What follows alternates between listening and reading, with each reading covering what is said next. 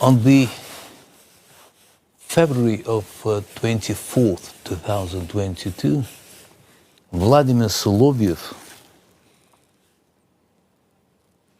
who loved Europe, America, cars, enjoyed Lago di Como and everything around it, he was a man of the world, died. And Vladimir Solovyov, who is a warrior and who is fighting for his motherland, started living in the same body. What a transformation! The man who spent years enjoying the comforts of the West now presents himself as a frontline patriot. In an interview with the Die Welt Woche, Solovyov explained that his former self disappeared on the day Russia launched its full-scale invasion of Ukraine, and then the self-proclaimed warrior moved on to one of the Kremlin's favorite tools, nuclear threats. Solovyov insisted that Russia is not suicidal, only pragmatic. Destroy us with your nuclear power. Come on, guys. We're not suicidal. We are just extremely pragmatic. If you think that you can come into our country with your weapon, with your people, and think that we're going to fight you the same way we're fighting Ukrainians, you must be nuts. No way. We'll destroy your military capabilities, your military installation, with whatever force we can. If you will not understand, after we use tactical nukes, then we'll get back to much more powerful solutions. But theatricals aside, is that really a responsible position? And of course, there was a familiar Kremlin fairy tale that Russia is not really fighting Ukraine at all. According to Solovyov, Moscow is at war with the entire West, while Ukrainians are merely being used as NATO's proxy. Fighting you guys, NATO. Well, Switzerland is not part of NATO. We started fighting NATO. We're not fighting Ukrainians. You know how we kill enemies there? We kill them Немцы, Germans. We don't call them Ukrainians. Немцы. The other word you won't like to hear. But that's the way it is. We don't hate them. We hate you. So you're the one we're fighting with, NATO, not Ukrainians. Yeah. They're just victims in this war. And then came another classic move from Russian propaganda. Solovyov tried to explain away the Holocaust, anti-Semitism, and Russia's war against Ukraine in one sentence. He accused President Zelensky, a Jewish leader whose family suffered in the Holocaust, of betraying Jewish memory. Of his family has been killed in the Holocaust. Don't you think it's cynical? It's cynical? Betrayal. It's not cynical. It's betrayal. When a person of Jewish origin allows Nazi do whatever they want, it's betrayal of Jewish people and their memory. When he's saying that Bandera and Shухevich were heroes of Ukraine and that Melnik should be buried in Ukraine, the one who is deeply in blood of Jewish people, that's what you call cynical. But no matter how many times Russian propaganda repeats this story, the facts on the ground say the opposite. It is Ukrainians who are fighting, dying, defending their cities and pushing the Russian army back, not NATO soldiers, not some imaginary collective West. This is how it looked yesterday.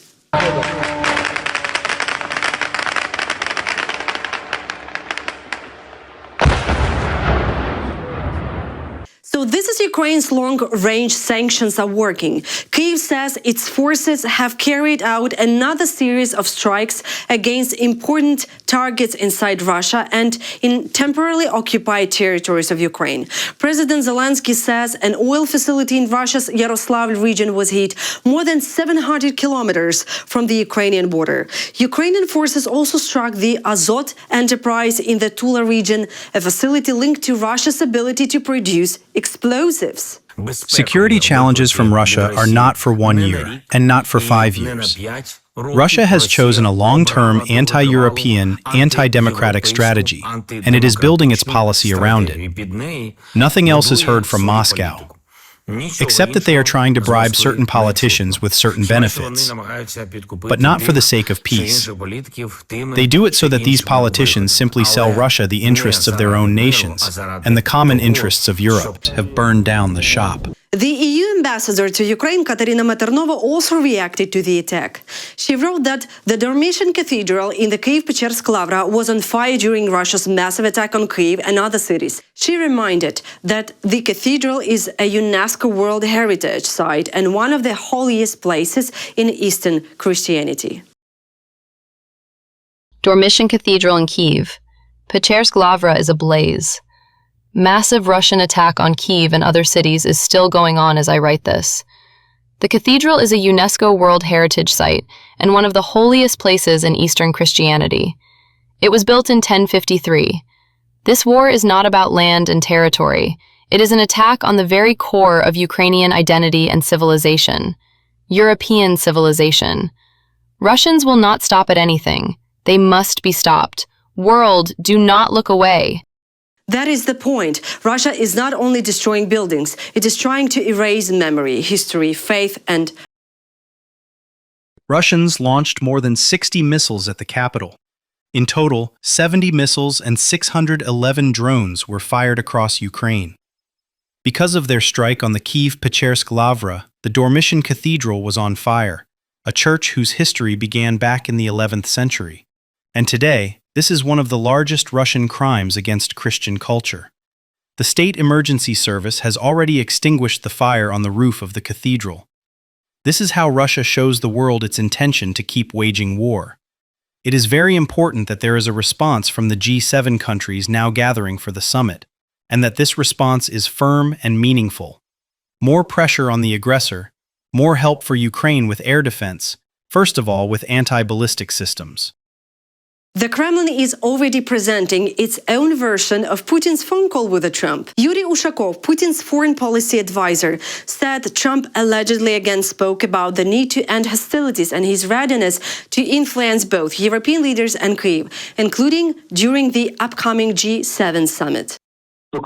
Regarding the Ukrainian conflict, Donald Trump once again emphasized the need to end hostilities. He stated that he is prepared to influence both his European partners and Kyiv, including during upcoming meetings at the G7 summit. Ushakov then repeated the usual Kremlin line. Moscow calls Ukrainian strikes on Russian territory an obstacle to negotiations, while Russia itself attacks Ukrainian cities every day. According to Ushakov, Putin told Trump that Ukrainian attacks would not change the situation on the battlefield. Trump also said that ending the war as quickly as possible would open up prospects for building a truly new quality of U.S.-Russian relations. For his part, Vladimir Putin argued that no attempts by the Kiev regime to attack civilian infrastructure in Russia would change the critical situation for Ukraine on the battlefield. In Berlin, the Europeans and Zelensky will undoubtedly try to present the exact opposite, and will only be able to offer ideas aimed at prolonging the conflict and continuing military action. President Zelensky also called Donald Trump to congratulate the American leader on his birthday and on the U.S. Army birthday. But obviously, conversation was not only about congratulations. Zelensky said they also discussed the war, its roots, diplomatic opportunities, the position of partners, and the upcoming G7 meeting in Europe. There were many key topics: the war, its roots, diplomatic opportunities, and the positions of our partners.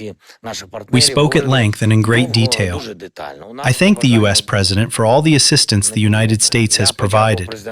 We agreed on our meeting. In the coming days, G7 meetings will take place in Europe, and of course, Ukraine, our defense, and our prospects for achieving peace will be among the main topics. We already have an intensive schedule planned for the entire coming week, including with our European partners and all G7 participants. Britain has detained a sanctioned oil tanker suspected of links to Russia's shadow fleet. British forces border the vessel Smirtos in the English Channel. Royal Marines repelled from helicopters onto the tanker, which the UK Ministry of Defence called called the first UK-led operation of this kind. The tanker was sailing under a Cameroon flag. According to marine traffic, it had left Russia's Baltic port of Ust-Luga and was heading to Port Said in Egypt.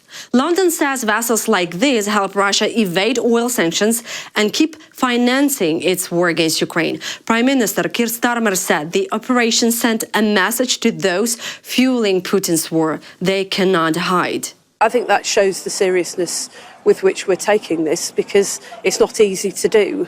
We've been determined to do it because cutting off the funding for the action in Ukraine is one of the central ways that we will make sure that Ukraine wins the war, and that we stand by them to do that, and then to win the peace as well by helping to rebuild. And it goes alongside other action that we've taken as well to make it easier to seize Russian assets here in the UK, and to make sure that the people in this country aren't paying the cost of what Russia is doing overseas and the threat that they're posing to this country. It's incumbent on us to make sure that Russia pays the heaviest price for that, and that is a responsibility that we take very seriously as a government. European leaders are now comparing Russia's strike on the Lavra to the bombing of Notre Dame in Paris. That is according to Radio Liberty. EU foreign ministers condemned Russia's attack on the UNESCO World Heritage Site in Ukraine. French Foreign Minister Jean-Noël Barrot said that for the French, this would be like bombing Notre Dame or the Basilica of Saint Denis. Kaya Kallas called such attacks war crimes. Then we discuss Ukraine. Last night we saw again increased attacks on civilians, also UNESCO in heritage sites. So these are all war crimes that Russia is committing. Of course, we are also coming today with more listings, more sanctions that we have been working on the military-industrial complex of Russia, but also the Shadow Fleet. And I also welcome the news of the interception of the Shadow Fleet by UK. Ukraine has recently received a new package of the missiles for Patriot air defense systems. These missiles were used during their response to Russia's massive attack. President Volodymyr Zelensky said this after inspecting the damage caused by the strike on the Kyiv Pechersk Lavra. According to him, thanks to this package, Ukrainian air defense had the means to intercept Russian ballistic missiles. But the attack showed something else as well. Even when Ukraine has missiles to protect the sky from ballistic threats, Russia tries to overload the defense with hundreds of drones. We had a package of Patriot missiles. It was recently delivered to Ukraine. Thank God we had this package. Now, after we have used the relevant missiles, we can talk about it. There was enough to shoot down the ballistic missiles. But, as you can see, not all drones were shot down. That is why Ukraine needs further strengthening of air defense, including systems that can intercept ballistic missiles. That's all for now. Thank you for watching.